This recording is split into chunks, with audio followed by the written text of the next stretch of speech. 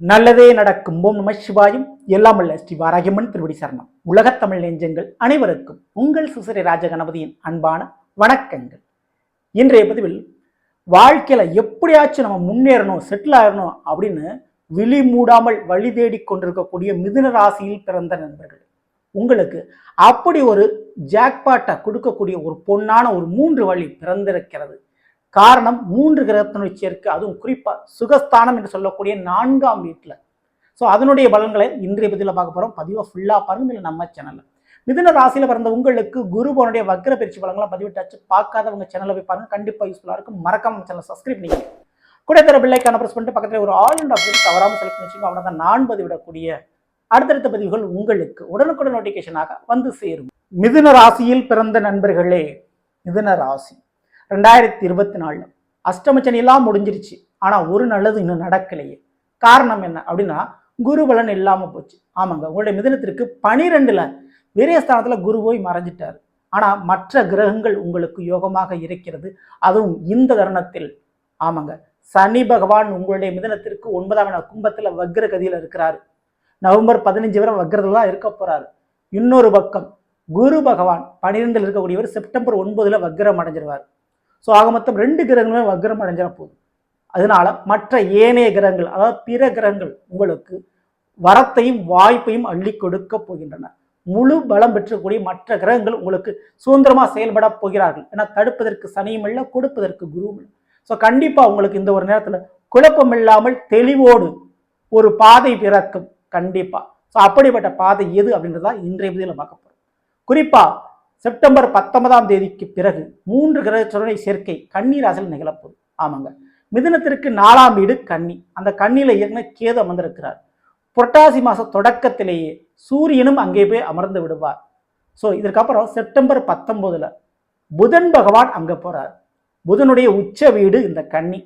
உங்களுடைய மிதுன ராசிக்கு அதிபதியே புதன் தான். ஸோ 4ஆம் வீட்டுல சுகஸ்தானத்தில் இந்த நிகழ்வு ஏற்படுது. 3 கிரகத்தோட சேர்க்கை 4ஆம் வீட்டில், அதுவும் புதன் உச்சம். ஸோ இந்த ஒரு நேரத்தில் 5ல துலா ராசியில சுக்கிரன் வேற ஆட்சியில் இருப்பார். ஸோ சின்ன சின்ன கிரகங்கள் உங்களுக்கு பெரிய வாய்ப்பினை ஏற்படுத்தி கொடுக்கின்றன. அதிர்ஷ்டமும் வரமும் ஒரு முறை தான் கிடைக்கும்னு சொல்லுவாங்க.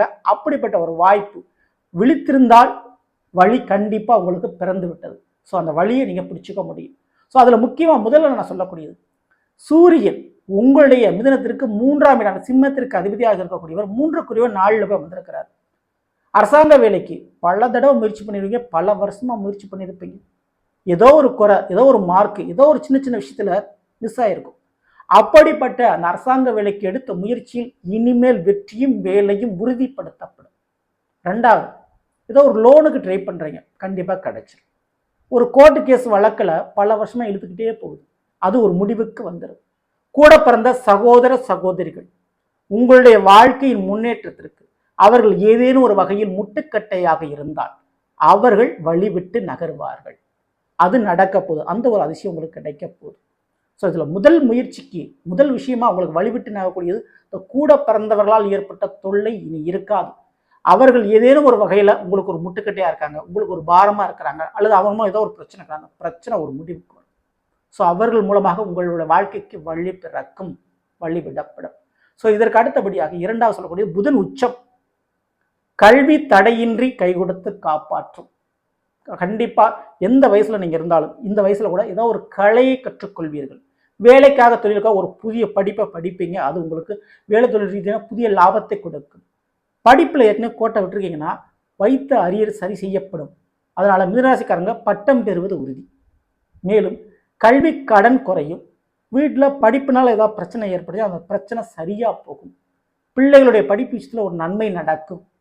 ஸோ கல்வின்ற ஒரு விஷயத்துல கவலையும் கண்ணீரும் கடனும் எது இருந்தாலும் அது சரியா போகும், அது மாறும்.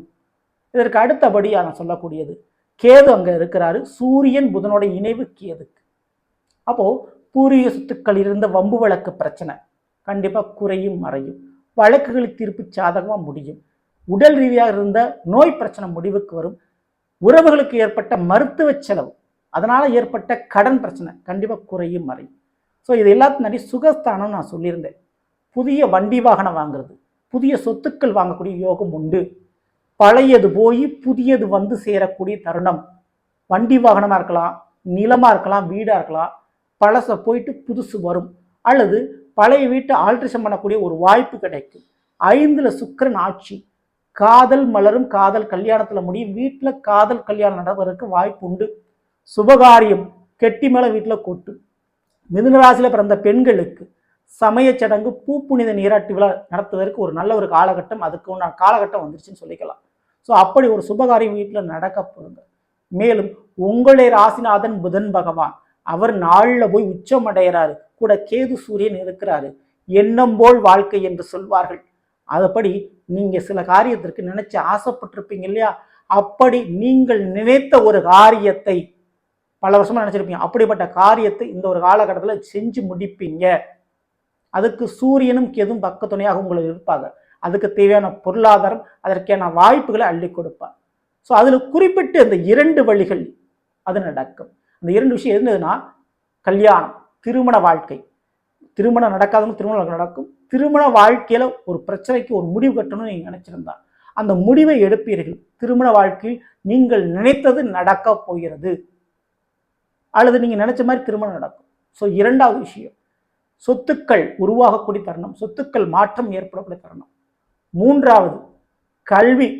உங்களுக்கு நீங்க கற்ற கல்வியும் கலையும் உங்களுக்கு காசு பணமாக மாறக்கூடிய தருணம். அதற்கேற்ற வாய்ப்புகள் கிடைக்கும்.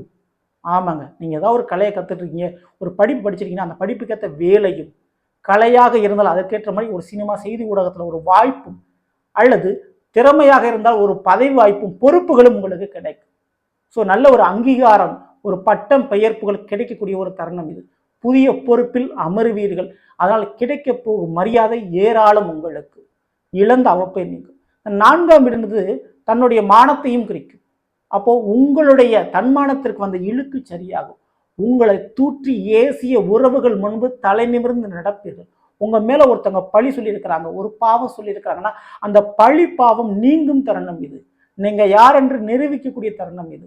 ஆக மொத்தம் மிதுன ராசிக்காரங்களுக்கு ராசிநாதன் உச்சமடைகின்ற ஒரு காரணத்தினாலும் சூரியன் கேது இணைகின்ற அந்த 4ஆம் வீட்டில் நிச்சயம் அகமும் புறமும் கண்டிப்பா மகிழ்ச்சி அடைவீர்கள். அந்த விதத்துல உடலும் மனமும் உங்களுக்கு சந்தோஷத்தையும் நிம்மதியும் கொடுக்கக்கூடிய தருணமாக இது இருக்கும். முக்கியமா நீங்க பண்ண வேண்டியது, வாய்ப்புகள் கிடைக்கும்போது அதை வரவ மாத்தோம்னா முயற்சி, அந்த முயற்சியை கைவிடாம பண்ணுங்க. கண்டிப்பா அந்த முயற்சியில பலன் உங்களுக்கு ஏராளமான முறை கிடைக்கும். தெய்வ வழிபாடு, கண்டிப்பா பெண் தெய்வத்தினுடைய வழிபாடு துணிந்து பண்ணணும், தவறாம நீங்க பண்ணணும். துர்க்கை, காளிகாம்பாள், ராஜராஜேஸ்வரி அல்லது காமாட்சி போன்ற பெண் தெய்வத்தினுடைய வழிபாடுகளை வெள்ளிக்கிழமை என்று தவறாமல் செய்கின்ற பொழுது வேண்டிய வரங்கள் கண்டிப்பா உங்களை வீடு தேடி வந்து கொடுக்கும் தெய்வங்கள். அது எந்த விதமான சந்தேகம் இல்லை. நீங்கள் செய்த பிரார்த்தனை, வழிபாடு, தான தர்மம் அனைத்துமே பலனை கொடுக்கும். இந்த ஒரு தினத்தில் தடுப்பதற்கு சனிவான் வக்ரம் அடைஞ்சிட்டாரு. இன்னொரு வகையில விரயமா இருக்கக்கூடிய குருவும் வக்ரம் அடைஞ்சிருவாரு. ஸோ 2 கிரகத்தினாலும் எந்த விதமான குழப்பங்கள் இல்லை. சுக்கிரன் உங்களுக்கு வரங்களை கொடுப்பார், புதன் அந்த எண்ணத்தை கொடுப்பார். நிச்சயம் உங்களுடைய வாழ்க்கை மாறும். சரிங்களா? ஸோ நல்லது, நாம் இன்றைய பதில் மிதுன ராசியில் பிறந்தவர்களுக்குரிய பலனை பற்றி பார்த்தோம். நிச்சயமா உங்களுக்கு வேண்டுவதற்கு பிடிச்சிருந்த லைக் உங்களுக்கு நண்பர்களுக்கும் உறவினர்களுக்கு நடக்காமல் ஷேர் செய்யுங்கள். இதுவரை நம்மளுடைய சேனலை சப்ஸ்கிரைப் பண்ணாமல் இருக்கும், சப்ஸ்கிரைப் பண்ணிங்க. கூட தர பெல்லைக்கான ப்ரெஸ் பண்ணிட்டு பக்கத்தில் ஒரு ஆல் ஆப்ஷன் தவறாமல் செலக்ட் பண்ணி வச்சுங்க. மேலும் அடுத்து நிற்போம். நன்றி, வணக்கம். நல்லதே நடக்கும். ஓம் நம சிவாயும். எல்லாம் வல்ல ஸ்ரீ வாராகியம்மன் திருவடி சரணம்.